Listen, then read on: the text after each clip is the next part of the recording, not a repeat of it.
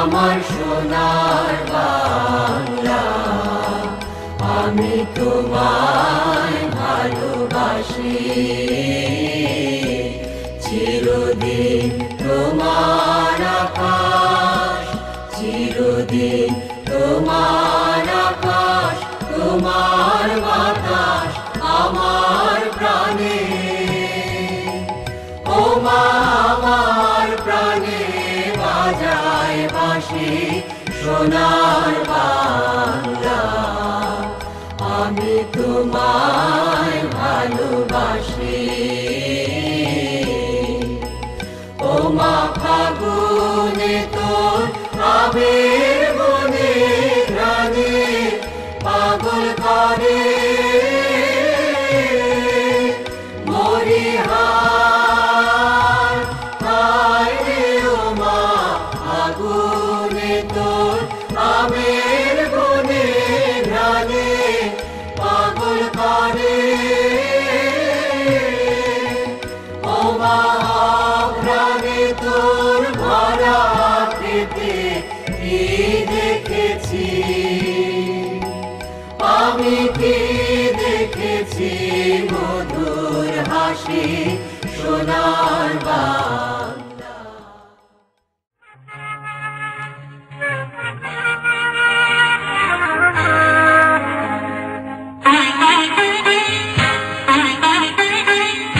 প্রথম বাংলাদেশ আমার শেষ বাংলাদেশ, জীবন বাংলাদেশ আমার মরণ বাংলাদেশ।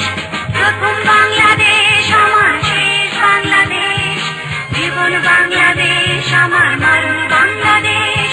বাংলাদেশ বাংলাদেশ বাংলাদেশ, বাংলাদেশ বাংলাদেশ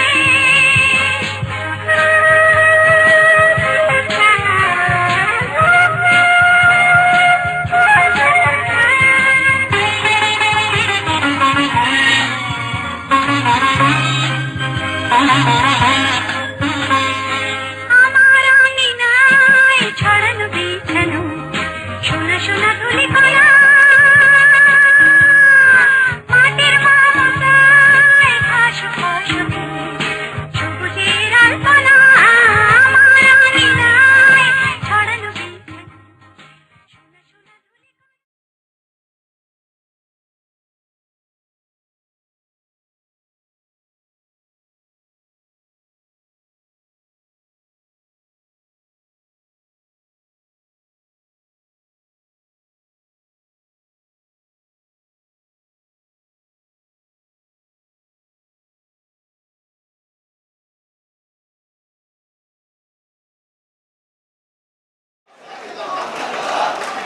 বিসমিল্লাহির-রহমানির-রহিম।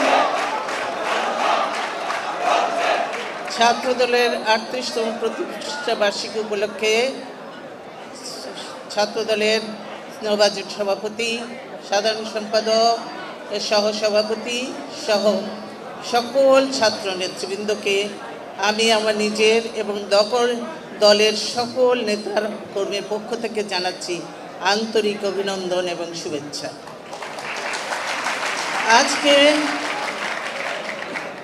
আজকে ইংরেজি নতুন বছরের প্রথম দিন, তাই আমরা বলবো হ্যাপি নিউ ইয়ার। কাজে নতুন বছরটা শহীদ জিয়াউর রহমান কেন তোমাদের প্রতিষ্ঠা বার্ষিকী উপলক্ষে বেছে নিয়েছিলেন? নিশ্চয়ই তার মনে কিছু ছিল যে নতুন বছরে নতুন স্বপ্ন, নতুন আশা, নতুন উৎসাহ উদ্দীপনা নিয়ে তিনি দেশটাকে গড়ে তুলবেন। আর তো তোমাদের মধ্যে থেকে বেরিয়ে আসবে নতুন নতুন নেতৃত্ব, নতুন নতুন নেতাকর্মী এবং দেশের ভালো ভালো মানুষ যারা, তাদেরকে নিয়ে এই দেশটা গড়ার জন্যই তিনি কিন্তু এই দিনটাকে, বিশেষ করে ছাত্ররা যারা আগামী দিনের এই দলের নেতৃত্ব দেবে, দেশের নেতৃত্ব দেবে, সেজন্যই তিনি এই দিনটাকেই বেছে নিয়েছিলেন। তাই আমরা হ্যাপি নিউ ইয়ার বলবো এবং বিশ্বাস করব যে তোমরা সকলেই ভালো থাকবে, আনন্দে থাকবে এবং সকলে একসঙ্গে ঐক্যবদ্ধভাবে কাজ করবে। হয়তো তোমাদের নতুন কমিটি হয়, ছাত্রদল এত বড় হয়ে গেছে এখন, কাজের জায়গা দেওয়া সবাইকে সম্ভব হয় না। সেজন্য অনেক হয়তো মনে কিছু দুঃখ থাকে, ব্যথা থাকে, কিন্তু এটা করা কারোরই উপায় থাকে না। তাদেরকে অন্য দলে যেতে হবে। তাদেরকে আস্তে আস্তে যারা অন্য দলে যাবে, অন্য সংগঠন, অন্য অঙ্গ সংগঠন থেকে আবার মূল দলে আসবে। কেন? তোমরাই তো বিএনপির নেতৃত্ব দিবে, সেজন্যই। আজকে এখানে দেখেছো এরা বক্তব্য দিতে পারে নাই, খুব ভালো বক্তা। এবং এরা আজকে আমার এই যে ডায়না বায়ে যারা আছে, তারা কে? তারা সব তোমাদের ছাত্র দলের সাবেক সভাপতি, সাধারণ সম্পাদক, ডাকসুর ভিপি, জিএস ইত্যাদি ইত্যাদি, ঠিক কিনা? হ্যাঁ, এরা আজকে বসে আছে। তো এরা আজকে উপরে উঠে এসেছে, এরা আজকে অনেক সিনিয়র হয়ে গেছে, বড় হয়ে গেছে। কাজেই এরা অনেকেই এই ছাত্র দল থেকে যেহেতু ওই যে অ্যানি এতক্ষণ ইয়ে করলো, এইখানে ইয়ে আছে, আমার আছে, ইয়ে আছে, অমুকরা, তারপরে এরা সকলেই কিন্তু পার্লামেন্টে পর্যন্ত তারা গেছে, এমপি হয়েছে না, অনেক ছাত্রনেতা এমপি হয়েছে, মন্ত্রী হয়েছে। কিসের জন্য? এই তোমাদের মধ্যে থেকে হতে পারে। সেই জন্য তোমাদের মধ্যে যে জিনিসটি সবচেয়ে বেশি প্রয়োজন সেটা হলো কি? ডিসিপ্লিন। ডিসিপ্লিন না থাকলে কখনো কোনো কিছু করা যায় না। আর শহীদ জিয়াউর রহমান একজন সৈনিক হিসেবে তিনি সবসময় ডিসিপ্লিন পছন্দ করতেন এবং তোমাদেরকেও সেই জিনিসটি শেখাতে চেয়েছিলেন এবং তোমাদের শিখতে হবে সেটাই। সেজন্যই তার জীবনী সম্পর্কে যে বইটা বেরিয়েছে তোমাদেরকে পড়তে হবে। জিয়াউর রহমান সম্পর্কে তোমাদেরকে জানতে হবে, নাহলে তোমরা একটা দল করবে, সেই নেতার সম্পর্কে কিছুই জানবে না, তাহলে কেমন করে তোমরা দল করবে?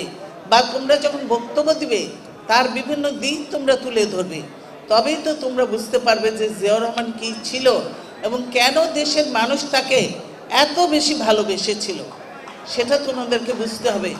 তিনি তো বেশি দিন ইয়ে করেননি, ক্ষমতায় ছিলেন না, তিনি অল্প সময়ের জন্যই ছিলেন, অল্প দিন, কিন্তু তার মধ্যে তিনি সারা বাংলাদেশ ঘুরে বেরিয়েছে। সারা বাংলাদেশে এমন কোনো জায়গা নেই যেখানে জিয়াউর রহমানের পা পড়েনি।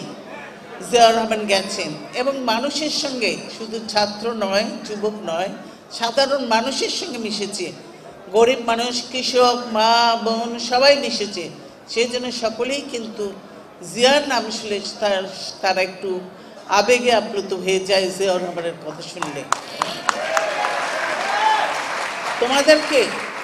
তোমাদেরকে সেজন্যই জিয়াউর রহমান সম্পর্কে আরো জানতে হবে। তোমরা যে এখানে এতক্ষণ ধরে আমি দেখলাম, এর আগেও আমি দেখেছি, এবং আমি যখন কোর্টে যাই বা অন্য জায়গায় যাই, আমার সঙ্গে অনেক ছেলেপেলে থাকে এবং তারা রাস্তায় থাকে, আমি গাড়িতেই থাকি স্বাভাবিক, কিন্তু আমি তাদের স্লোগান শুনি। আমি বলি যে এই কয়েক বছর ধরে, এই হাসিনা আসার পর থেকে, এর আগেও কিন্তু এরশাদ যখন ছিল তখনও এরকম আমি স্লোগান শুনি নাই। তোমরা কথায় কথায় বলো, আমি বুঝিনি এর মানেটা কেন, তোমরা কি বোঝাতে চাও? বলবে উত্তর উত্তর উত্তর, আরে দক্ষিণ দক্ষিণ দক্ষিণ, এটা কোনো স্লোগান হলো? তোমরা ছাত্র, তোমরা তৈরি করবে নতুন নতুন স্লোগান, তোমরা তৈরি করবে। আগেকার দিনের ছাত্ররা আমরা দেখেছি তারা নিজের স্লোগান তৈরি করতো, হাতে লিখতো, লিখে পোস্টারই করতো। এখন তো পোস্টার তোমাদের তৈরি করে দিতে হয়। পোস্টার এত তৈরি করে দেওয়ার পরও সে পোস্টারগুলি কিন্তু ঠিক মতো লাগে না। হয়তো অনেকের ঘরে পড়ে থেকে, অনেকের অফিসে পড়ে থেকে সেই পোস্টারগুলি লাগে না। কিন্তু এই পোস্টারগুলির জন্য খরচ তো করতে হয়, পয়সা দিয়ে তো করতে হয়। বিনা পয়সায় কেউ কাউকে কিছু দেয় না, বুঝেছো? আর বিনা পয়সায় যেটা দেয় সেটার কোনো মূল্য নেই এবং সেটা দিয়ে কোনো ভালো কিছু হয় না। সেজন্য তোমাদেরকে শিখতে হবে। এখনকার দিনে এই যে এই স্বৈরাচার সরকার, এই আরেক স্বৈরাচার, ওই স্বৈরাচারের থেকে আরেক ডিগ্রি বেশি বেশি। তো এর যে এত অপকর্ম, কেন ব্যাংক দুর্নীতির ঘটনা তোমরা খবরের কাগজে পড়ো নাই? কেন তোমরা একবারও স্লোগান দাও না? তোমরা একটা লিফলেটও তৈরি করতে পারো না কেন? ব্যাংক দুর্ঘটনা হয়েছে, টাকা কত পাচার হয়েছে, কত হাজার হাজার কোটি টাকা পাচার হয়েছে, কারা করেছে, তোমরা সেগুলো বলতে পারো না, সেগুলো স্লোগানে থাকে না কেন? তোমাদের স্লোগানে এগুলো থাকতে হবে। তোমাদের স্লোগানে আরো অনেক কিছু থাকতে হবে। ছাত্রদের যে তোমরা ছাত্র হয়ে ছাত্রদের যে আজকে সমস্যা, শিক্ষার যে আজকে শিক্ষা ব্যবস্থাকে একটু আগে মহাসচিব বলেছে ধ্বংস করে দিয়েছে, আজকে শিক্ষা ব্যবস্থাকে, শিক্ষা প্রতিষ্ঠানগুলির অবস্থা একদম খারাপ। আপনারা তোমরা দেখেছো শিক্ষা উপকরণের প্রতিটি জিনিসের দাম অত্যন্ত বেশি, গরিব ছাত্ররা ছেলেমেয়েরা পড়ার মতো অবস্থা থাকে না, কিন্তু সেগুলো নিয়ে তোমরা স্লোগান দাও না। তোমরা স্লোগান, এইসব স্লোগান দিলে তার মানে তোমরা শুধু স্বার্থটা বুঝো। তুমি দেখাতে চাও উত্তরে আমরা কতগুলো আছি, দক্ষিণের কতগুলো, এই স্বার্থ আমি দেখতে চাই না, আমি দেখতে চাই না। আমি তোমাদেরকে সফল, সার্থক এবং কর্মঠ দেখতে চাই, এবং তোমরা থাকবে সত্যের পথে, ন্যায়ের পথে, সত্য ন্যায়ের পথে থেকে তোমরা এগিয়ে যাবে, সেটাই আমি চাই। আমি এই ছাত্রদলে এখানে যারা আছে, আমি এই ছেলেদেরকে আমার ভাই ও বোনেরা বলে অ্যাড্রেস করবো না, আমি বলবো আমার ছেলে এবং মেয়েরা। আমি বলছি, আমি ছেলে মেয়ে বলছি, তখন তোমাদেরকে সেইভাবে আমার সঙ্গে তোমরা সেইভাবেই কাজ দেখাতে হবে, নাহলে কিন্তু মনে কষ্ট পাবো, ব্যথা পাবো যে এই ছেলে মেয়েদেরকে আমরা এই করলাম। তোমরাই বলেছো যে কয়েকদিন তোমাদের সঙ্গে আমি কথা বলেছি, দেখেছো ওইখানে অফিসে অনেক রাত পর্যন্ত আমি কথা বলেছি। আমরা জানতে চাই, হয়তো সব সমস্যা জানি না, এরা আসে, এখনও তো নানা সমস্যা আছে, সবসময় আসতে পারে না, বলতে পারে না অনেক কিছু, এখন তো এরাও নানাভাবে কষ্টের মধ্যে আছে, তোমাদের সেটা বুঝতে হবে। তোমরা তোমাদের এতগুলো সহকর্মীকে হারিয়েছো, এতগুলো তোমরা হয়তো নিশ্চয় পেয়েছো, এটা সহকর্মীদের হারিয়েছো, কাজেই এটার উপরে তো তোমাদের স্লোগান হতে পারে, গুম খুন বন্ধ করো, হত্যা বন্ধ করো, সন্ত্রাস বন্ধ করো। কেন এগুলো হয় না? আজকে সন্ত্রাস কারা করে? আজকে সন্ত্রাস কারা করছে? সন্ত্রাস করছে আওয়ামী লীগের লোকজন, সরকারের লোকজন, সব সন্ত্রাস করছে, মানুষ হত্যা করছে, মানুষ খুন করছে বিভিন্ন জায়গায়। তারা এমনকি পুলিশকে পর্যন্ত ইনসাল্ট করছে, প্রতিনিয়ত দেখছো কাগজে আসছে। সরকারি অফিসারদের তারা অপমান করছে, তারপরে শিক্ষকদের অপমান করছে, শিক্ষকদের নানাভাবে হয়রানি করছে। কেন তোমরা এই কথাগুলো বলবে না? এগুলোই তো তোমাদের মুখ থেকে শুনতে চায় মানুষ, মানুষ দেখতে চায়, সাধারণ মানুষ, যে ছাত্রদলের এরা কি স্লোগান দিচ্ছে। ও গ্রামের মানুষও, আমাদের দেশের মানুষ কিন্তু আবার রাজনীতিটা, পলিটিক্সটা খুব ভালো বোঝে, বেশ সুন্দর। তোমরা দেখবা গ্রামে গঞ্জে ছোট ছোট চায়ের দোকান টোকানে সব কিছু টেলিভিশন দেখবে, না হলে কথা শুনবে, সেটার উপর তিনারা ডিসকাশন করবে, আলোচনা করবে, এবং তারা মতামত একটা স্থির করে। তোমরা ভেবে নাও যে রাজনীতিটা খুব সহজ জিনিস, এটা নয়। পপুলারিটি থাকলেই শুধু যে হয় তা নয়, এটা পরিশ্রমের পিছনে অনেক শ্রম দিতে হয়, তবেই সার্থক হওয়া যায়। আজকে এই সরকার ক্ষমতায় আসার পর থেকে যা করছে দেশে, তোমরা দেখতে পাচ্ছ না কি অবস্থা হয়েছে দেশের? শিক্ষা প্রতিষ্ঠানগুলিতে কোনো কাজ হচ্ছে, লেখাপড়া হচ্ছে? মোটেই লেখাপড়া হয় না। কি হয়েছে? শিক্ষা প্রতিষ্ঠান সব জায়গায় তাদেরকে বলে দেওয়া আছে। এর আগে ওই কি জিপিএ 5 দিয়ে করেছিল। তারপরে এখানে অনেক ছেলেপেলে আছে ঢাকা ইউনিভার্সিটির, তোমাদেরও তো ভর্তি পরীক্ষা দিতে হয়েছে, দিয়ে ঢুকতে হয়েছে, ঠিক না? তাহলে আজকে কেন আমাদের যারা জিপিএ 5 পায়, পত্রিকায় দেখে পড়েছি আমরা, জানি না, কিন্তু এটা পত্রিকায় তো সঠিক কথাই লিখেছে। পত্রিকায় লিখেছে জিপিএ 5 যারা পেয়েছে এতগুলো, তার মধ্যে যারা পরীক্ষা দিতে গেছে ঢাকা ইউনিভার্সিটিতে বোধহয় একজন টিকছে, আর বোধহয় কেউ টেকে নেই। এরা পারে নেই, জিপিএ 5 পেয়েছে, এরা পারে না। তাদেরকে যেসব প্রশ্ন, অতি সহজ প্রশ্ন জিজ্ঞাসা করেছে, সেগুলির পর্যন্ত উত্তর দিতে পারে না, অথচ এরা জিপিএ 5 পেয়ে বসে আছে।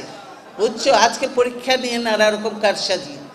এই জাতিকে, এই আওয়ামী লীগে হাসিনা এই দেশকে ধ্বংস করতে চায়, তোমাদেরকে ধ্বংস করতে চায়, দেশের ইয়াং জেনারেশনকে, এই জেনারেশনকে ধ্বংস করে দিতে চায়।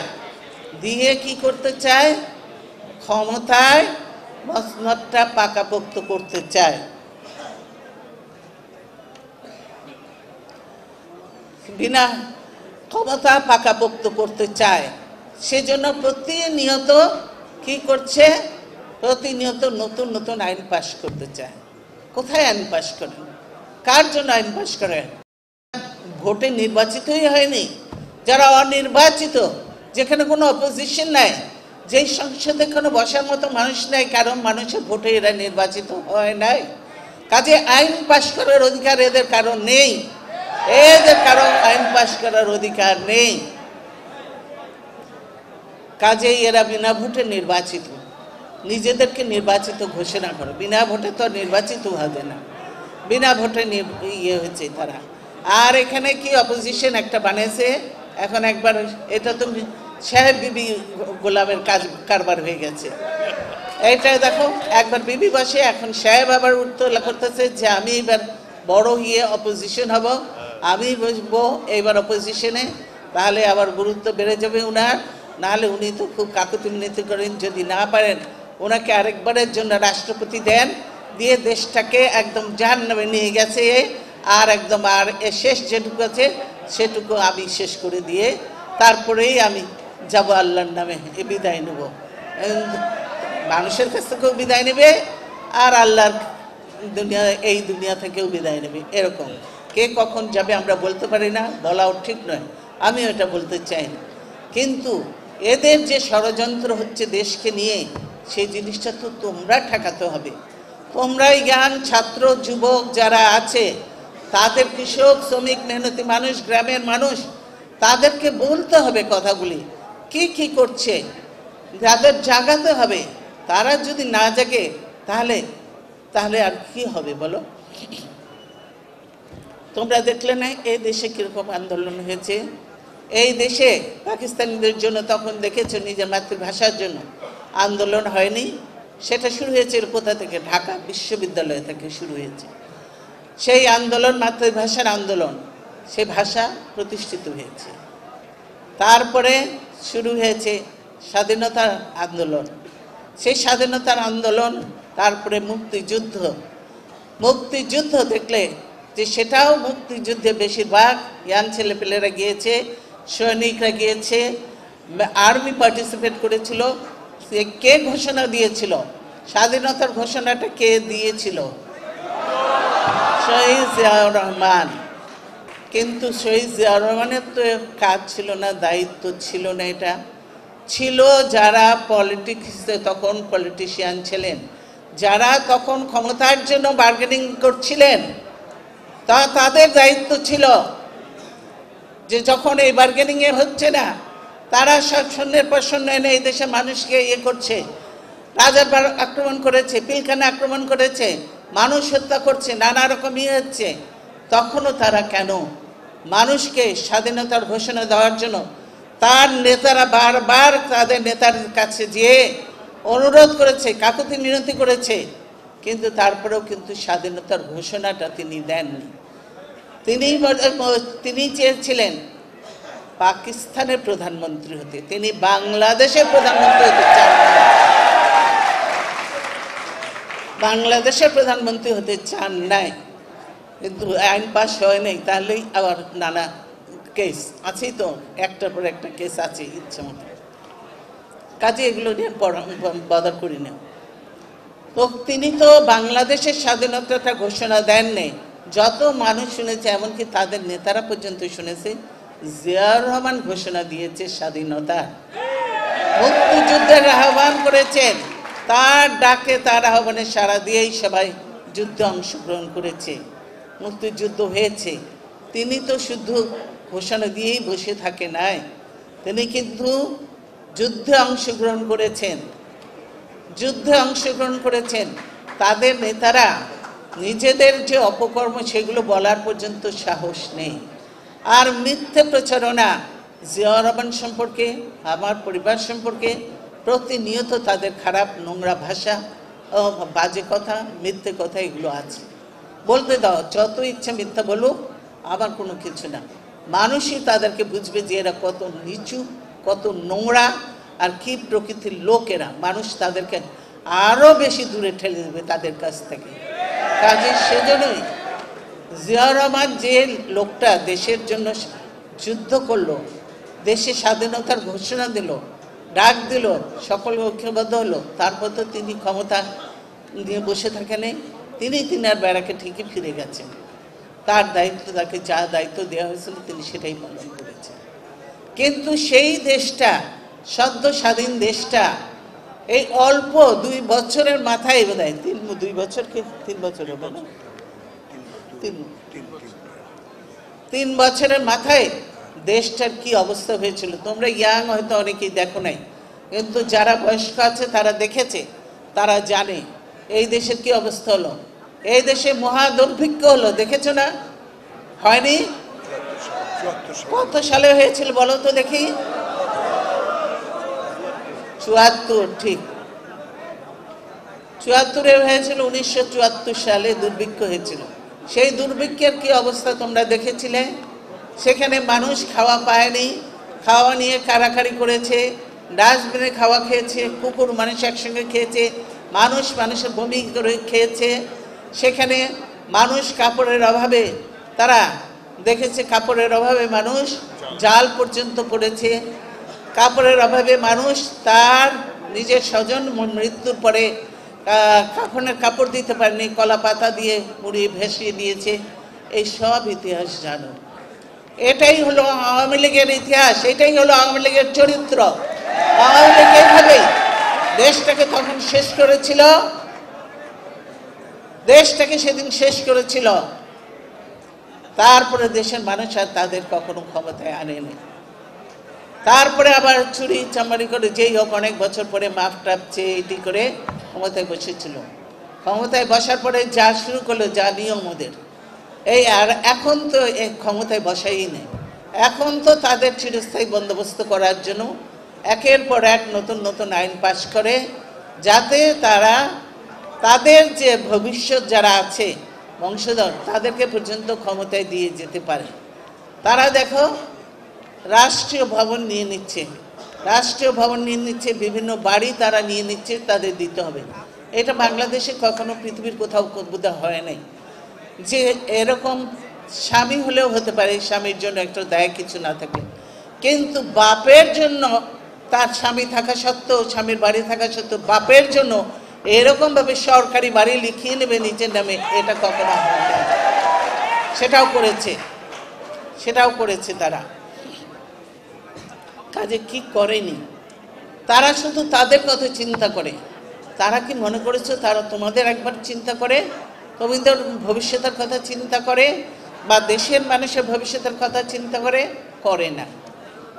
এই যে প্রাইভেট ইউনিভার্সিটিগুলি আমাদের সময় শুরু হয়েছিল, প্রাইভেট ইউনিভার্সিটিগুলি বেশ কতগুলা, আমি বলবো না সবগুলো ভালো, কিন্তু অনেকগুলো ভালো ইউনিভার্সিটি আছে। এই ভালো ইউনিভার্সিটিগুলিকে পর্যন্ত নষ্ট করে দেওয়া হচ্ছে। কে নষ্ট শুধু নয়, তাদের ষড়যন্ত্র এগুলো বন্ধ করে দেবে ইউনিভার্সিটিগুলি। আমাদের ছেলেরা যাতে লেখাপড়া শেখার সুযোগই না পারে, হায়ার এডুকেশন না পায়, হয় অন্য দেশে যেতে হবে, আর না পারলে পাশের দেশে যেতে হবে। এই হলো অবস্থা। বিদেশে যাওয়ার মতো এখন বিদেশিরাও নিতে চায় না, বিদেশিরাও নিতে চায় না। সেরকম ভালো, খুব ভালো রেজাল্ট করলে হয়তো সম্ভাবনা থাকে, তাও যার টাকা পয়সা আছে তাদের পক্ষে সেটা সম্ভব, অন্যদের পক্ষে সম্ভব নয়। তাহলে সেটা কি অবস্থায়? তাহলে শিক্ষা ব্যবস্থাটাকে এরা বলছে যে কালকেও কি বইটই দেওয়ার সময় অনেক বড় বড় কথা বলা হয়েছে, কিন্তু এই কথাগুলো কতটুকু বাস্তবে সত্য, এই কথাগুলি কতটুকু সত্য এর কোনো ভিত্তিও নেই। দেখেছে যে আছেন যিনি শিক্ষামন্ত্রী, আমি বলবো না উনি খারাপ, উনি ভদ্রলোক মানুষ, ভালো আছেন, কিন্তু উনার সেই সাহসটুকু বা গার্ডস নেই উনার সেইভাবে কথা বলার, বা একটা যদি অন্যায় হয় বা ঠিক হচ্ছে না সেটার প্রতিবাদ করা, সেই সাহসটুকু তার নাই। সেজন্যই হলে আজকে শিক্ষা ব্যবস্থাকে ধ্বংস করছে। শিক্ষা ব্যবস্থা, তোমরা যদি চাকরি না পাও তাহলে এই দেশের কি অবস্থা হবে? কেউ বিএনপির হলে হাজার ভালো স্টুডেন্ট হোক, হাজার সে ভাইবা দেখ, সে পরীক্ষা দেখ, পাবলিক সার্ভিস কমিশনে পরীক্ষা দেখ, পাশ করুক, তারপরেও যখন পুলিশ ভেরিফিকেশন হবে তখন বিএনপির গন্ধ পেলে তার আর চাকরি হবে না। এই হলো অবস্থা। কিন্তু সে যদি আওয়ামী লীগ হয়, রিটেনও পাশ করলো না, তারপরে ভাইভাতেও করলো না, কিন্তু তিনি ভালো চাকরি পেয়ে গেলেন। তিনি আস্তে চাকরি পেলেন, পদে বসলেন, আস্তে আস্তে উপরে গেলেন, কিন্তু তিনি জাতিকে কিছু দিতে পারছেন না, কিছু দিতে পারলেন না। আজকে দেশের এই অবস্থা, কাজে তোমাদেরকে অনেক বেশি করে বুঝতে হবে। তাহলে এরকম উল্টাপাল্টা স্লোগান দিলে হবে না, বুঝছো? দেশকে আজকে এরা পরিকল্পিতভাবে, আমরা বলবো না যে তারা ইয়ে করে, এরা চিন্তা ভাবনা করে পরিকল্পিতভাবে এই দেশটাকে চিরতরে ধ্বংস করে দিতে চায়। মানুষ তো ইতিহাস পড়ে শেখে, যে আমরা দেখেছি আমাদের দেশে সিকিমে লেন্দুব দর্জি হয়েছিল, কিন্তু এখানে ইনি লেন্দুব দর্জি থাকে না, আরও বেশি কিছু হবেন বোধহয়, সেই অবস্থায় নিয়ে যেতে চান। খুব পরিকল্পিতভাবে চিন্তা ভাবনা করে তাদের সহযোগিতা নিয়েই তিনি আস্তে আস্তে দেশটাকে অন্যদিকে ঠেলে দিতে চায়। এর জন্যই কি আমরা মুক্তিযুদ্ধ করেছিলাম? এত লক্ষ শহীদ যে বলা হয়, এই শহীদের রক্ত কেন বৃথা যাবে? শহীদের রক্ত বৃথা যেতে পারে না, আমাদের ছাত্র যুবকদের রক্ত বৃথা যেতে পারে না। কারণ যে দেখেছো এরশাদের সময় তোমাদের প্রথমে তো ট্রাক তুলে মেরে ফেলেছিল না দীপালি সাহা, আর কি জানি, জয়নাল জাফর, দীপালি সাহা সব। আর সে বলে আমি কেন মানুষ হত্যা করি নাই? সে তো খুনি তো সে তো হত্যা করেছে।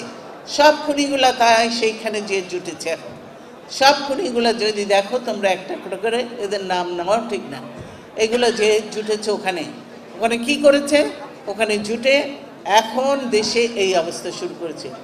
গুম করো, গুম করতে করতে তারপরে এদেরকে খুন করো, এদেরকে আর এদের হদিস কোনো দিনে পাবে না। অনেক তোমরা ছবি দেখেছো পত্রিকায়, যেরকম ছবিও বেরিয়েছে যে অনেকেই গেছে, গুম হয়েছে, পাওয়া যায় না, তার লাশ পাওয়া গেল, গলিত অবস্থায় তার লাশ পাওয়া গেল, সেইকে তার লাশ চেনাও যায় না ঠিক মতো, তার আত্মীয় স্বজন হয়তো দেখেই করে। এমন দেখা গেছে যে তার হাতে হ্যান্ডকাপ পরা অবস্থায় সে মৃত্যুবরণ করেছে। তো হ্যান্ডকাপ কে লাগায়? পুলিশই তো লাগায়।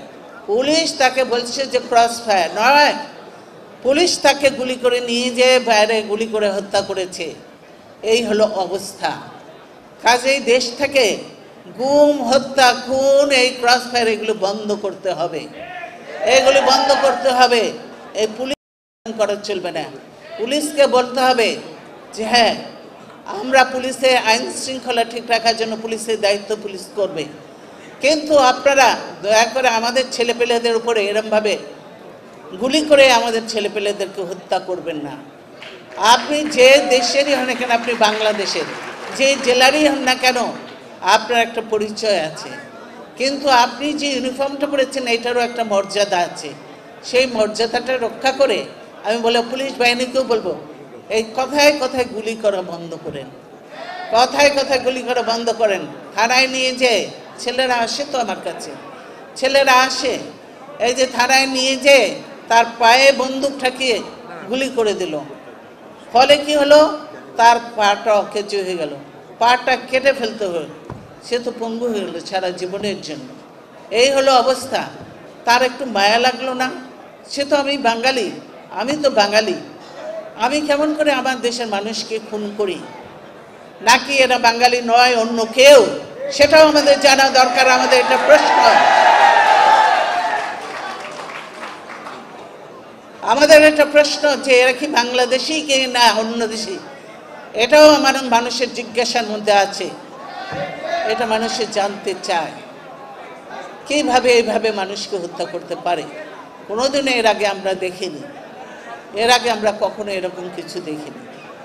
কাজে আমরা বলতে চাই দেশের অবস্থা খুব খারাপ। প্রতিনিয়ত একদিকে খুন গুম চলছে, এখনো চলছে প্রতিনিয়ত। সাদা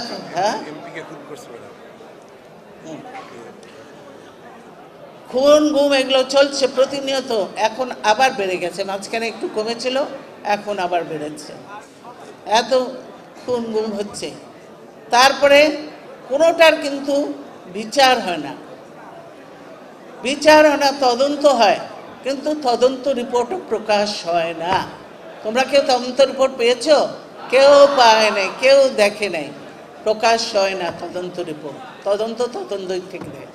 এই যে সাংবাদিক ভাইয়েরা আছে তাদের মধ্যেও ব্যথা আছে, এদের অনেকে এই দায়িত্ব পালন করতে যেয়ে তারা গুলিবিদ্ধ হয়েছে, অনেকে মৃত্যুবরণ করেছে। ফার্স্ট যদি আমরা ধরি সাগর রুনির কি হয়েছিল, একটা ছোট্ট বাচ্চা ছিল, বেঁচে ছিল, বাচ্চাটাও হয়তো এখন ঠিক মতো কারো কেয়ার পায় না। সেই সাগর রুনি দুইজনকে কিভাবে হত্যা করা হলো, তার বাসায় ঢুকে কারা করলো, এটা মানুষের মধ্যে অনেক প্রশ্ন। এবং মানুষের মধ্যে প্রশ্ন নয়, মানুষ কিন্তু নিজেরাই খবর জোগাড় করে সত্যি খবরটা জোগাড় করে নেয় এবং মানুষ জানে সত্যি তথ্য কি, যে কারা এটা করেছে। সাগর বা রুনি তার ওয়াইফের কাছে এমন কিছু তথ্য ছিল, তার কম্পিউটারে সেটা ছিল, সেজন্য তার বাসায় তার কম্পিউটার বা ল্যাপটপ যেটাই বলেন, তার বাসায় কোনো কিছু কিন্তু হারায়নি, শুধু ওই ল্যাপটপ না কম্পিউটার যেটা ছিল সেটা পাওয়া যায়নি। কেন, সেটার মধ্যে সব তথ্যগুলো ছিল এবং তিনি চেয়েছিলেন এটা জনগণকে জানাতে, সেই সুযোগটি আর দেওয়া হয়নি তাকে। কিন্তু তার আগেই জেনে ফেলেছিল গোয়েন্দারা। এখানে যে গোয়েন্দা, বাংলাদেশের গোয়েন্দা কত আর অন্য দেশের গোয়েন্দা কত আছে, সেটাও আজকে জাতির কাছে প্রশ্ন। ছাত্রদের তোমাদের এগুলো প্রশ্ন রাখা উচিত, এগুলো জানা দরকার। কেন বাংলাদেশের মধ্যে অন্য কোনো দেশের গোয়েন্দা থাকবে? এটা থাকতে পারে না। এটা একটা স্বাধীন সার্বভৌম দেশ। এই দেশকে নিয়ে যা ইচ্ছা তাই আমরা করতে পারি না, দিতে পারি না। তাদের সেই জন্যই আমাদেরকে নিজের দেশের স্বার্থ রক্ষা করতে হবে। একটু আগে কে ফেলানির কথা ওই যে কবিতায় বলল, ফেলানিকে মারলো কারা মেরেছে? ফেলানিকে গুলি করে বিএসএফ মেরেছে। প্রতিনিয়ত কালকেও তো খবরের কাগজে দেখেছি যে বিএসএফ কাকে ভিতরে ঢুকে কাকে ধরে নিয়ে গেছে না মেরে ফেলেছে। তো প্রতিনিয়ত ইয়ে হচ্ছে বিএসএফের। কিন্তু বিএসএফ যে বাংলাদেশের ভিতরে ঢুকে বা বাংলাদেশের বর্ডারের মধ্যে মানুষগুলো মারছে, এটার কি কোনো প্রতিবাদ হয়েছে? খালেদা জিয়া একটা কথা বলেই তো সঙ্গে সঙ্গে সব শিয়ালগুলো হুয়া করে ওঠে।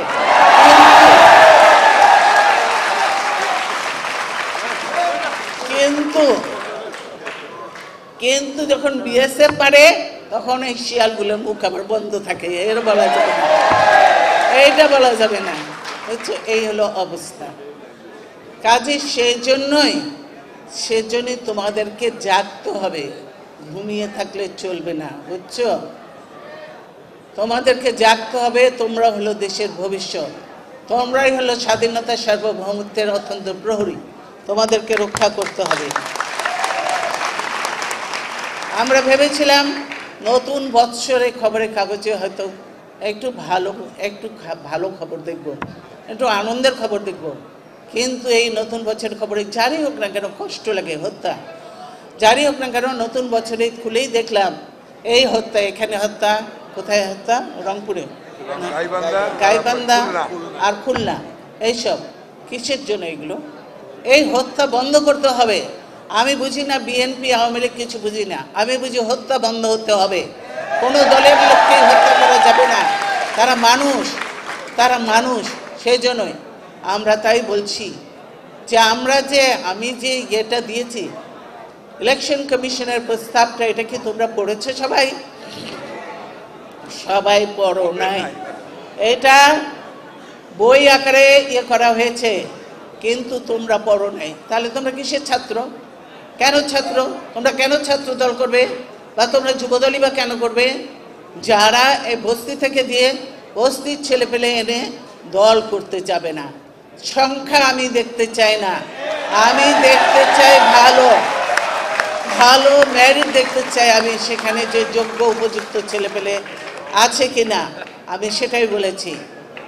আমরা দেখেছি যে এখানে আছে, এরা সব দিক থেকে উপযুক্ত ছিল, তাই আজকে তোমরা ওখানে বসে আছো, এরা এখানে স্থান পেয়েছে, এরা আরও সিনিয়র হয়ে যাবে। তোমরা তখন যাদের মধ্যে ভালো পাবো তারা হয়তো এরকম জায়গায় বসবে, তাদেরও একদিন আসবে, তারা এরকম জায়গায় বসবে। কাজে সেই জন্যই বলতে চাই, তোমাদেরকে এগুলো জানতে হবে। ইলেকশন কমিশন আমরা কী চেয়েছি? আমরা বিএনপির মতো করে কোনো সাজিয়ে আমরা ওটা দেইনি রাষ্ট্রপতির কাছে। রাষ্ট্রপতি পড়েছেন, আমরা যেটা দিয়েছি ওনাকে আমরা ধন্যবাদ দেব। রাষ্ট্রপতি উনি পড়েছেন সবটা। পরবর্তীতে যখন রাষ্ট্রপতির সঙ্গে আমাদেরকে ডেকেছে, দেখা করতে গেছি, পরে আমরা একটা ছোট্ট ব্রিফ, আমরা কি বলতে চেয়েছি ওটার একটা ব্রিফ, ওটাও আমরা ওনাকে দিয়ে এসেছি। সেটা চেয়েছি, আমরা বলেছি যে শুধু নির্বাচন কমিশন নিরপেক্ষ হলেই হবে না, তার সঙ্গে আমরা চেয়েছি যে একটা সহায়ক সরকার, অর্থাৎ নিরপেক্ষ সহায়ক সরকার, যারা নির্বাচন কমিশনকে সব রকম সহায়তা দিবে নির্বাচনটাকে সুষ্ঠু করার জন্য, নিরপেক্ষ করার জন্য, সেরকম একটা সরকার চেয়েছি। কিন্তু এই আওয়ামী লীগের অধীনে কি কোনোদিনও নির্বাচন সুষ্ঠু হবে, নিরপেক্ষ হবে? হবে না। কারণ তারা যেসব আইন করছে বা যেসব কাগজ দেখছি, সেটা যদি দেখি, সেগুলো শুনলে তাহলে বোঝা যায় যে তারা ক্ষমতা ছাড়তে আগ্রহী নয়। কেন ক্ষমতা ছাড়তে আগ্রহী নয়? তারা কেমন ক্ষমতা থেকে যেতে চায় না? ক্ষমতা কোনোদিনও স্থায়ী হতে পারে না। নির্বাচন হবে সুষ্ঠু, নিরপেক্ষ, সেখানে জনগণ ভোট দেবে, ভোটের মাধ্যমে যারা আসবে তারাই হলো জনগণের প্রতিনিধি, তারাই হবে জনগণের প্রতিনিধি। কিন্তু আওয়ামী লীগ সেটা করতে চায় না। ওই যে ওখানে 14 দল নাকি বানিয়েছে, 14 তো দল হবেই না, ওটার নাম হয়েছে যে হোক থাক, মহাজোট, যেই জোট হোক থাক। সেইগুলোর মধ্যে কীরকম টাইপের লোক আছে এক একজন চিন্তা করো, যারা কোনোদিন জীবনে ক্ষমতায় আসতেও পারেনি, দূরের কথা নির্বাচিতই হয়নি এলাকা থেকে। এলাকায় বহুবার নির্বাচন করেছে, জামানত পর্যন্ত বাজেয়াপ্ত হয়েছে, এরকম আমরা জানি। তারা আজকে এমপি, মন্ত্রী, তিনারা তো কোনোদিন ছাড়তে চাবেন না এই মজাটা, তিনারা থাকতে চাবেন, নানা রকম বুদ্ধি দেবেন, কুবুদ্ধি দেবেন। তো দিয়ে আমি মনে করি যে আওয়ামী লীগের মতো একটা দল অনেক পুরনো, তারা তাদের ক্ষতি করছে এই দলটার, তাদের দলটাকে ফ্লারিশ করতে দিচ্ছে না। তাদের দলেও হয়তো ভালো ভালো উপযুক্ত অনেক নেতা আছে, ছিল, এখনও অনেক হচ্ছে, তৈরি হচ্ছে, তাদেরকেও তারা সেই সুযোগটা দিচ্ছে না। তারা এইভাবে কুক্ষিগত করে ফেলেছে। তারা চায় যে এরকমভাবে করতে। সেজন্য বলছি যে আমরা চাই একটা সহায়ক সরকার হবে, যে নির্বাচন কমিশনকে সব রকমভাবে সহায়তা করবে। রাষ্ট্রপতি শুনে রাষ্ট্রপতির খুব ভালো লেগেছে, তিনি বলেছেন আপনাদের প্রস্তাবটা সুন্দর। আমরা যে বলে উনি সবাইকে ডাকছেন, কথা বলছেন, পরবর্তীতে হয়তো উনি প্রয়োজন মনে করলে আবারও ডাকবে, আবারও যাবো, আমরা আবার কথা বলবো। আমরা বলেছি আপনি যতবার ডাকবেন আমরা ততবার যাব, কিন্তু নির্বাচন কমিশনটা এরকম হতে হবে। নির্বাচন কমিশন সেরকম হলে নির্বাচন কমিশনের দায়িত্ব হবে একটা সহায়ক সরকার, সেরকমভাবে সহায়ক সরকার করবে রাষ্ট্রপতি এবং অন্যরা মিলে যারা ক্ষমতায় আছে। তাদেরও বোঝা উচিত যে আর কত তাদের টাকার দরকার। মানুষ একটা সারা জীবন বাঁচবে নাকি? কিন্তু এই টাকা কেউ ভোগ করতেও পারবে না। আমার এই টাকা যদি সুইস ব্যাংকে থাকে, বাংলাদেশ জীবনে ফেরত পাবে না। এই যে বাংলাদেশ ব্যাংকের টাকা গেল এতে কি বলে যে ফিলিপিনে, ফেরত তো আনতে পারে নাই, নানা রকম টাল বাহানা এগুলো চলছে। সব ব্যাংকের মধ্যে একই অবস্থা, নানা রকম কি হয়েছে। কিছু কিছু ব্যক্তি কি করে, তারা ঋণ নেয়, তারা ব্যাংক থেকে অবাধে ঋণ নিচ্ছে, বড় বড় প্রকল্পের মধ্যে তারা আছে। কি করছে, ব্যাংক যখন তারা দেয় তখন ওই ব্যাংকের টাকা নিয়ে এই ব্যাংকে দিয়ে শোধ করে, আবার আরেক জায়গা থেকে লোনে এরা যেমন তারা দেয় তখন আরেক জায়গা থেকে টাকা নিয়ে শোধ করে। তিনি কিন্তু আবার সেই টাকার ভাগ অনেক অনেক জায়গায় দেয়, যার জন্যই হলো তিনি ধরাছোঁয়ার বাইরে, তিনি ভালো মানুষ। আর আমরা আমাদের নিজের টাকা দিয়ে প্রকল্প করবো, আমার নেতা কর্মীরা টাকা দেবে, তার দিয়ে করবো, তার জন্য পর্যন্ত আমাদেরকে কোর্টে যেতে হয়, হাজিরা দিতে হলে মিথ্যা মামলা দিয়ে হয়রানি করা হয়, হয়রানি করা হয়। এই হলো অবস্থা। তারা চুরি করবে আর চোর হব আমরা। তারা চুরি করে করে ব্যাংকগুলো একদম দেউলিয়া করে ফেলেছে। এই যে প্রকল্প প্রতিদিন আসে, এই যে কি প্রকল্প ব্যয় এত থেকে এত বেড়ে গেছে। সেই জন্য দেখেছি যে একটা কোন ওভারব্রিজের ওইটা আবার ভাঙছে কয়বার, ওইটাই হয়েছে, ওটার প্রকল্প ব্যয় আরও বেড়ে গেছে। এইভাবে চলছে। কি পদ্মা সেতু, তো পদ্মা সেতু কোথায়, এখনো কোনো কিছু নাই, কবে নাকি আবার জানি না। আল্লাহ চেরাগ থাকলে হয়তো বাড়িয়ে ফেলবে, সেরকম। আর কদিন পরে যদি ওই নদী যে খরস্রোতা কয়দিন ঠিকবে সেটা জানি না। এই নদীর জন্য যেগুলো প্রয়োজন করা সেগুলো ঠিকমতো হয়েছে কিনা তাও জানি না। পদ্মা সেতুর ব্যয় আগে ছিল আমাদের সময় 8 থেকে 10 হাজারই আমি ধরছি কোটি টাকা ছিল, আর এখন হয়েছে কত? 28,000 কোটি টাকা। তারপরেও কতটুকু কি আগাবে সেটা আমরা জানি না, করতে পারলে ভালো।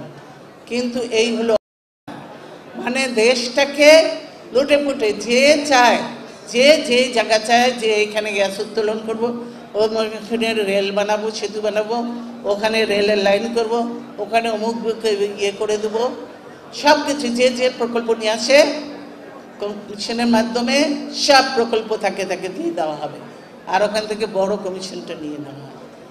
আমরাও তো কিছুদিন সরকারে চালিয়েছি, জানি। এই যে সব আর্মস কেনা হচ্ছে, এই আর্মসেরই এইভাবে তো হয় না কোনোদিনও।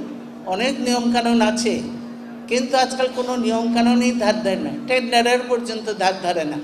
আজকে ফট করে এই অস্ত্র কিনে ফেললাম, ওই অস্ত্র কিনে ফেললাম, রাশিয়া থেকে কিছু কিনলাম, মরুখানে সেখান থেকে কিছু কিনলাম, আমেরিকা থেকে কিছু কিনলাম, ইন্ডিয়া থেকে কিছু, যেখান থেকে পাবো কমিশন দেওয়া হবে, ক্ষমতায় থাকার জন্য একটু আশ্বাস দেবে, তার কাছ থেকেই কেন।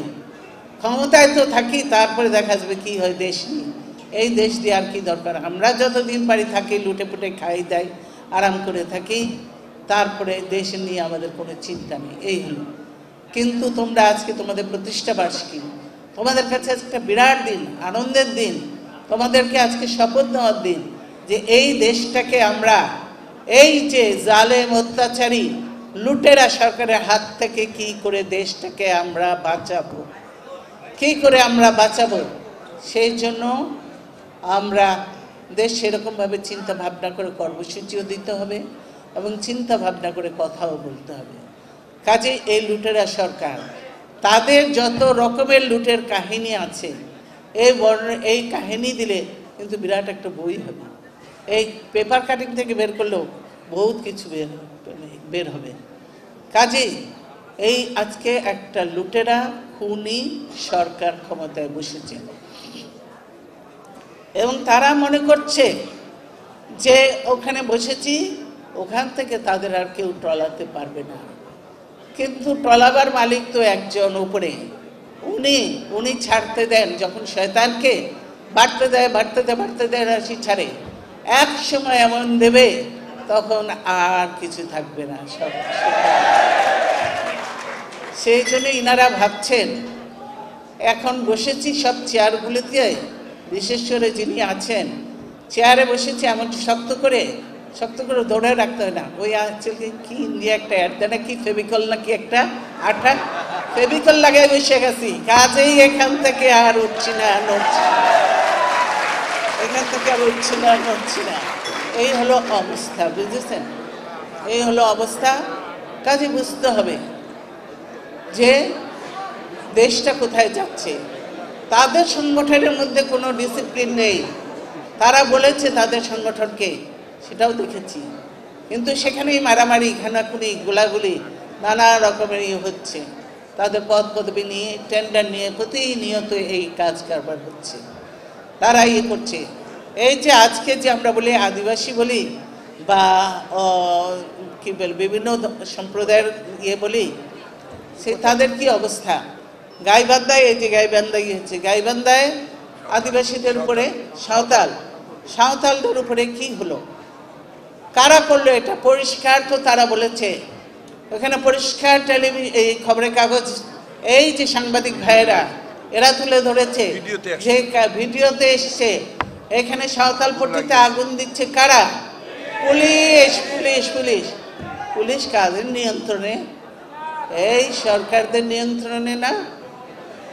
আবার ওখানে যদি একটু ওই কি দেশি একটা থাকে, তাহলে নিশ্চয়ই সংখ্যা সেইভাবে বাড়িয়ে দিয়েছে, ওখানে সে দিয়েছে। তারা এই ক্যাম্প করে গেছে, তার মানে আমাদের আন্দোলনের সময়ও এরা একই কাজ করেছে, সেটাও তারা বলেছে। আমাদের আন্দোলন দমন করার জন্য, নানাভাবে মানুষকে বিভ্রান্ত করার জন্য এই পুলিশ গাড়িতে আগুন দিয়েছে, এই পুলিশ পেট্রোল বোমা দিয়েছে, এই পুলিশ মানুষকে হত্যা করেছে। আর বিএনপি লোকের নামে বিএনপি ছেলেপেলেদের নাম দিয়ে সারা দেশময় আজকে এখনও তাদেরকে শুধু পিটি নিয়ে বেড়াচ্ছে। অনেকে জেলে, অনেকে গুম, অনেকে এখনো বাড়ি ঘরে থাকতে পারে না। এই হলো অবস্থা। কাজে এই আন্দোলনের সময় আমরা দেখেছি, এর আগেও আন্দোলন করেছি, কিন্তু এরকম কেউ করেনি। কিন্তু এদের এবার এটাই ভিন্ন, যে ক্ষমতায় থেকে উঠবো না, যাবো না, সেই জন্য তারা এটাই করেছে। এবং আমাদের আন্দোলনের সময় এখন থেকে তোমাদেরকে প্রত্যেককে বলতে হবে, আমাদের আন্দোলনের সময় তারা এই ছাত্রলীগকে সাথে নিয়ে বা যুবলীগকে সাথে নিয়ে এই পুলিশ দিয়ে এই গাড়ির মধ্যে আগুন দেওয়া হয়েছে, এই গাড়ি বা ইয়ের মধ্যে আগুন দেওয়া হয়েছে, এইখানে বোমা মারা হয়েছে, এই যে জ্বলে গেছে পেট্রোল বোমা মারা হয়েছে, তারা করেছে, আওয়ামী লীগ করেছে। আমরা এগুলো করি না। আমরা আমাদের ছেলেপেলেদের বলছি, তোমরা লেখাপড়া করে ভালো হবে, চাকরি বাকরিতে যাবে, মানুষ হবে, এবং কেউ রাজনীতি করবে, কেউ চাকরি করবে, এটাই হলো কথা। কিন্তু আজকে তারা যেভাবে করছে, কারণ দেশের মধ্যে অসন্তোষ বেড়ে যাচ্ছে। কারণ যে ভালো ভালো শিক্ষিত ছেলেপেলেরা, কোনো দল কোনো প্রাইভেট ইউনিভার্সিটির ছেলেরাও এখানে আছে, তারা যারা দল করে না, কোনোই করে না, হয়তো দলের সঙ্গে তার একটা ইয়ে থাকতে পারে, যেহেতু সে বয়স হয়ে গেলে 18 বছর হয়ে গেলে সে ভোটার হতে পারে, তার একটা লাইকিং ডিসলাইকিং থাকতেই পারে। সেই ছেলেটাকে যখন মনে করে এই বিএনপি বা ধানের শীষে ভোট দিয়েছে, তখন সে ভালো যত ভালো স্টুডেন্টই হোক না কেন, যত ভালো বুঝুকই না কেন, আজকালকার যুগে কম্পিউটার আরও তবে সব কিছু বুঝুক না কেন, তারপরেও সে চাকরিটা হবে না। অথচ আওয়ামী লীগের একটা সেরকম লেখাপড়া কিছুই করে নাই, ওরকমই হয়েছে, তারপরেও তাকে চাকরিটা দেওয়া হবে। এইভাবে দেশকে ধ্বংস হতে দিতে পারি না। তাই আজকে ছেলেদেরকে আমরা বলবো, প্রতিষ্ঠা বার্ষিকীতে শুধু আনন্দ হই হুল্লার বা তালি বাজালে, উত্তর দক্ষিণ স্লোগান দিলে, পূর্ব পশ্চিম স্লোগান দিলে এটা চলবে না। তোমাদেরকে জাগতে হবে, শিখতে হবে। আমি এখানে বলে দিয়েছি, তোমাদের ইয়েরা আছে, মহাসচিবও যাবে, মাঝে মাঝে শিক্ষকরাও আছে অনেকে, তোমাদেরকে এখন থেকে প্রশিক্ষণ দেওয়া হবে, ছাত্রদের প্রশিক্ষণ দেওয়া হবে।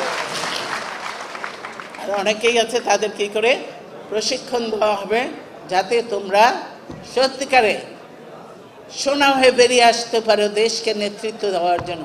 সেইভাবে আমাদের তৈরি করতে হবে। এটাই ছিল জিয়া রহমানের চিন্তা, এটাই ছিল জিয়া রহমানের আদর্শ, এটাই ছিল জিয়া রহমানের লক্ষ্য। ঠিক আছে, যেটা তারেক রহমান তোমাদেরকে কেন দিনের পর দিন হেঁটেছে, নেতাদের নিয়ে গ্রামে গ্রামে ঘুরেছে, এই করেছে। আমি ছাত্রদেরকে, যুবকদেরকে ধন্যবাদ দেবো। আমি আমাদের অনেক নেতা কর্মীকেই ধন্যবাদ দেবো, অনেক নেতাদের। কারণ যে এই ফখরুদ্দিন মঈনুদ্দিন 111 করলো, এই 111 করে কী করলো, তেনারা প্রথমে তো তেনারা আন্ডারস্ট্যান্ডিং হয়েছে, ওইটা বোঝা যায় আওয়ামী লীগের সঙ্গে। আওয়ামী লীগ তো সকল মিলিটারি যারা ক্ষমতা নিতে চায় নিবে, তাদের সঙ্গে আন্ডারস্ট্যান্ডিং করবে, আবার ক্ষমতা দিবে, তাহলে তাদের সঙ্গে আসি। তো এই ফখরুদ্দিন মঈনুদ্দিন এরশাদ করছিল, এরশাদের সাথেও গেছে। আবার ফখরুদ্দিন মঈনুদ্দিনের সঙ্গেও একটা করেছে। সেই জন্য বিএনপিকে ক্ষমতা থেকে বিদায় করতে হবে। আবার ইলেকশন হলে যদি বিএনপি আবার এসে যায়, তাহলে আওয়ামী লীগ তো শেষ। সেজন্যই তেনারা এইগুলো করে আমাদেরকে দেশের বাইরে পাঠিয়ে দিচ্ছিল।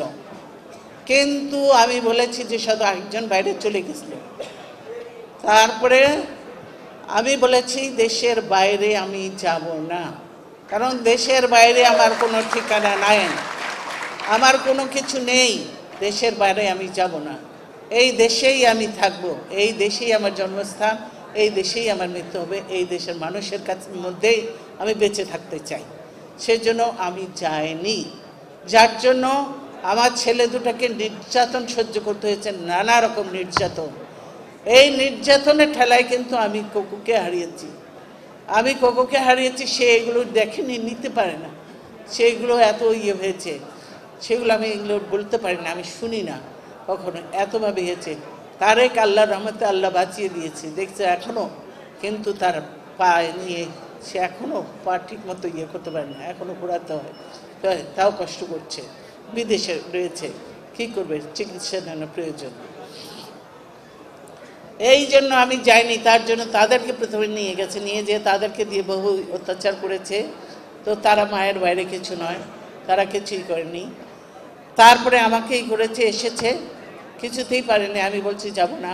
সেই জন্যই পরবর্তীতে হাসিনাকে নিয়ে গেছিল, হাসিনা আবার দেখলো আমি যাইনি, আবার কোন দিকে কোন লাইন টাইন হয়ে যায় না কিনা, এই জন্য তার আবার লাইন ছুট হয়ে যান কিনা তিনি, সেজন্য তিনি তাড়াতাড়ি আবার ফেরত আসলেন। কিছুদিন পর দেখা গেল যে হাসিনাকে প্রথমে নিল, কিন্তু নেওয়ারও একটা ভদ্রমহিলা, যত কিছু সে প্রাইম মিনিস্টার ছিল এক সময়, কাজেই তার সঙ্গে যে আচরণ করে খবরের কাগজে তোমরা ছবি দেখেছ, আমরা খবরের কাগজের ছবি দেখে আমরা এটা নিন্দা জানিয়েছি, আমরা এটা প্রতিবাদ জানিয়েছি যে এরকম কোনো মানুষের সঙ্গে করা উচিত না, করে না বিদেশি টেলিভিশনগুলোতেও। আর তাদের দলের কিন্তু কেউ করেনি তখন, আমি ফার্স্ট প্রতিবাদ করেছি এটা। আমি বলি যেই হোক না কেন এটা মানা যায় না, আমি মানতে পারি না, তার সঙ্গে এই করা হয়েছে। পরবর্তীতে আমাকেও নিয়েছে, আমি বলছি আমার ধারে কাছে কেউ আসবে না, আমার গায়ে হাত কেউ দেবো না গায়ে, তার সেভাবেই করেছে। কিন্তু ছিল সেটা সবচেয়ে কষ্টকর ছিল, আমি ছিলাম একটা মানুষ একদম একলা, যেটা সলিডারি কনফাইনমেন্ট, সেটা ছিল আমার একলা, এক ঘর এক বারান্দা, আর আছে উপরে জায়গা আছে, আমি যাই না কোনগুলো। সেই একটা মানুষ কারোর সাথে কথা না বলে দিনের পর দিন কেমন করে থাকতে পারে, বাঁচতে পারে। 1 বছর 8 মাস আমি ছিলাম, কিন্তু দেশের স্বার্থে আমি কোনো আপোষ করি নাই। তারা করতে চেয়েছিল, আপোষ করি নাই, করেছি। এখনো তিনারা নির্যাতন করছেন। হাসিনার মামলা ছিল 15টা, আর আমার মামলা ছিল 5টা, সেখানে কোনো কিছু হয় না। হাসিনার মামলাগুলো দ্রুত এগিয়ে যাচ্ছিল, প্রায় একটা শেষ পর্যায়ে একদম এসে গিয়েছিল, সাজার পর্যায়ে।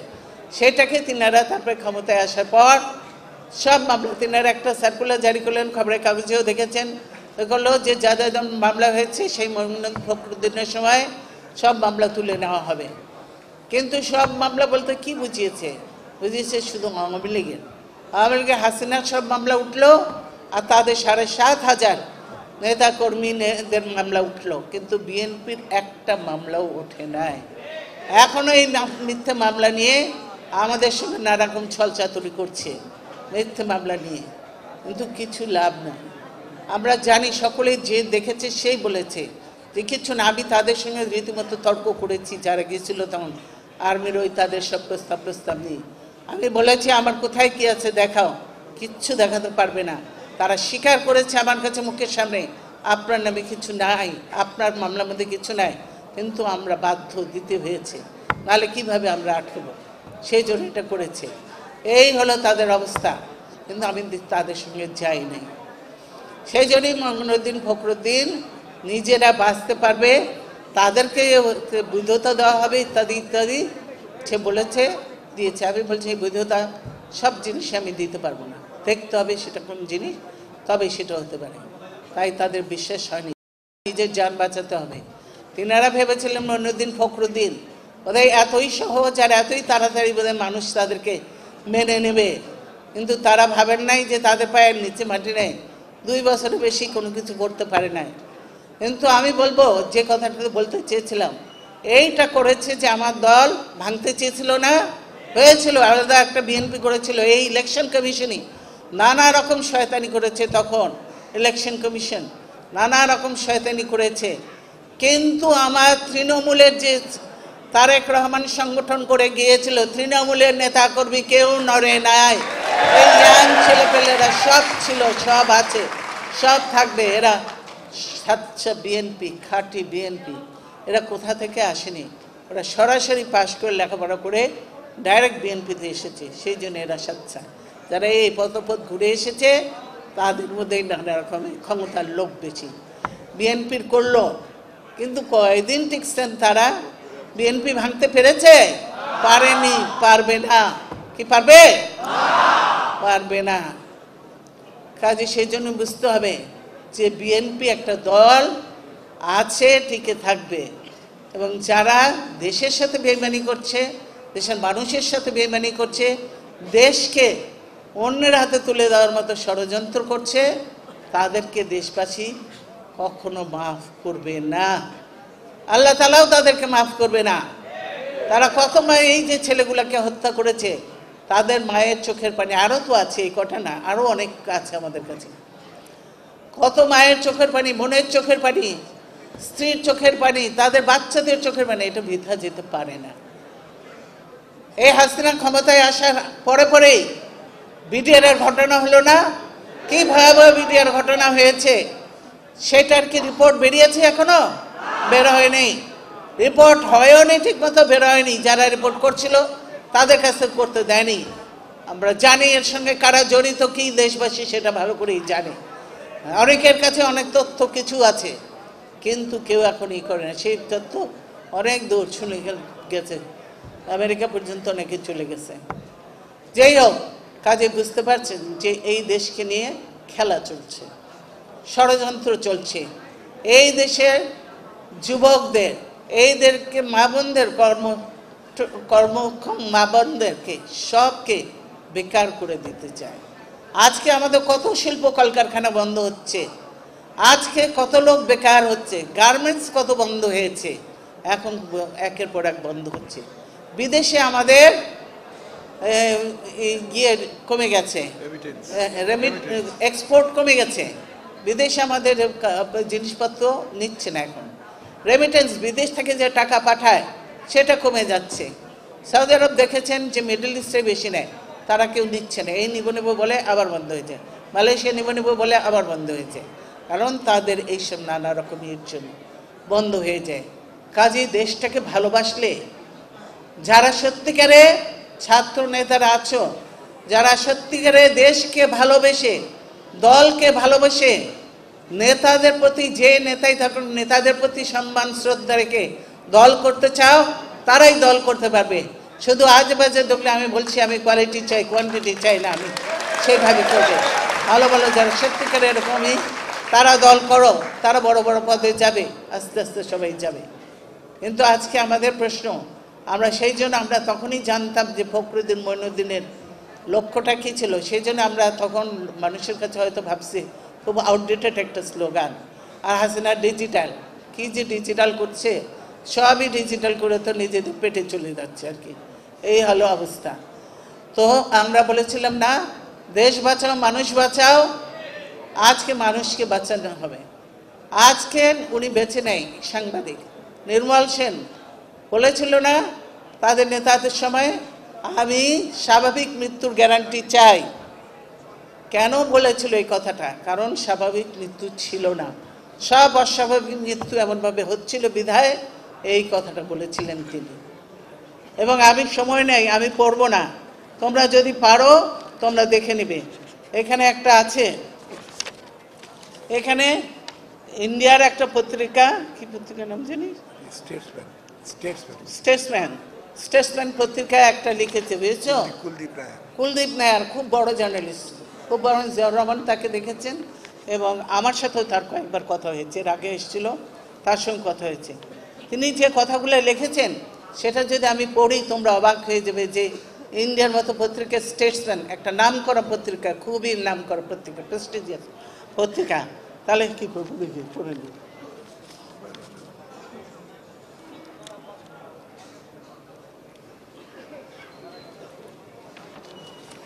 বলছে, শোনো, বর্তমান সরকারের আমলে দেশ কেমন চলছে সে বিষয়ে ভারতীয় প্রবীণ সাংবাদিক কুলদীপ নায়ার 22শে ডিসেম্বর 2016 দৈনিক স্টেটসম্যান পত্রিকায় ট্র্যাজেডি অব বাংলাদেশ শীর্ষক নিবন্ধে যে কথা লিখেছেন তা উল্লেখ করার মতো।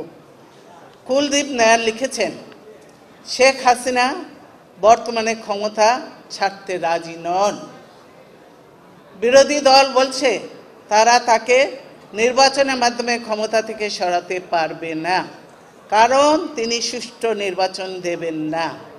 তিনি বর্তমানে বংশ পরম্পরায় শাসনের কথা বলছেন এবং আমেরিকায় বসবাসকারী ছেলের সঙ্গে সব সরকারি বিষয়ে পরামর্শ করছেন। এই চিন্তা থেকে যোগ্যতা না থাকা সত্ত্বেও বিভিন্ন বিশ্ববিদ্যালয় ও শিক্ষা প্রতিষ্ঠানের গুরুত্বপূর্ণ পদে নিজের অনুসারীদের নিয়োগ দিচ্ছে শেখ হাসিনা। এভাবেই তিনি মেধাভিত্তিক শিক্ষা ব্যবস্থাকে ধ্বংস করে দিচ্ছে, বুঝলে?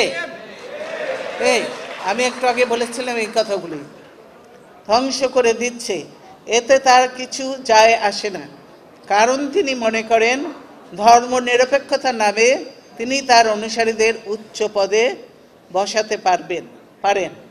তিনি মনে করেন শাসন করা তার জন্মগত অধিকার। বাবা, এটা তো জানতাম না। একটি বিল আনা হচ্ছে যেখানে তার পিতার শাসনকে চ্যালেঞ্জ করলে তা রাষ্ট্রবিরোধী বলে বিবেচিত হবে। গণতান্ত্রিক প্রতিষ্ঠানের ক্ষেত্রে এক উদ্ভট যুক্তি। আজকে তার প্রধান লক্ষ্য যে বিরোধী দল ভবিষ্যতে তারা আর কোনো কথা বলতে পারবে না, পরিবেশ হয়ে উঠবে কর্তৃত্ব ও এক নায়কত্ববাদী। বুঝেছ? হ্যাঁ, উনি একজন ভালো সাংবাদিক, উনি এই কথা লিখেছেন। তারাও বুঝেছে যে হাসিনা কি করতে চায় এবং কোথায় নিয়ে চায়, কাজে তার বংশ পরম্পরায় তিনি এরা চলতে থাকবেন। তাহলে তোমাদের তো আর ভবিষ্যৎ নাই, তোমাদের ভবিষ্যৎ নাই। সেজন্য ওই যে বলেছি যে খালেদা জিয়া ভয় নেই, রাজপথ ছাড়ি নাই, এই কথায় আমি বিশ্বাসী নই, এই কথা আমি মানি না। রাজপথে আমি কেন অনেককেই বলবো, আমার নেতাদেরও বলবো যে রাজপথে থাকার কথা থাকে নাই, রাজপথ ছাড়ি নাই বলে ভুল হবে, রাজপথ ছাড়ি নাই বলে ভুল হবে। এই স্লোগানগুলি দয়া করে আর দেবে না। ভালো স্লোগান শেখো, ভালো স্লোগান দাও, তাহলেই কাজে দেবে। বুঝেছো? আমি তো আমাদের সঙ্গে ছিলাম, এরশাদ বিরোধী আন্দোলন করেছি, এই বিএনপিকে 3 বার ক্ষমতায় এনেছি।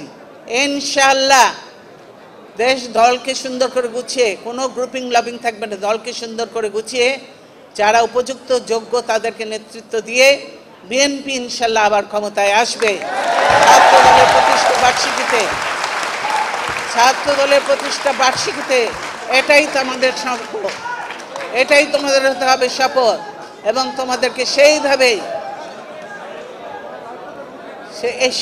তোমাদেরকে নিজেদেরকে তৈরি করে দেশটাকে রক্ষার জন্য, আগামী দিনে ক্ষমতায় যাওয়ার জন্য, দেশের গরিব দুঃখী মানুষের মুখে হাসি ফোটানোর জন্য আন্দোলন করতে হবে। সময় মতো, সেটা সময় মতো বলবো, আমরা অহেতুক বলবো না, সময় মতো বলবো, সেভাবেই করব।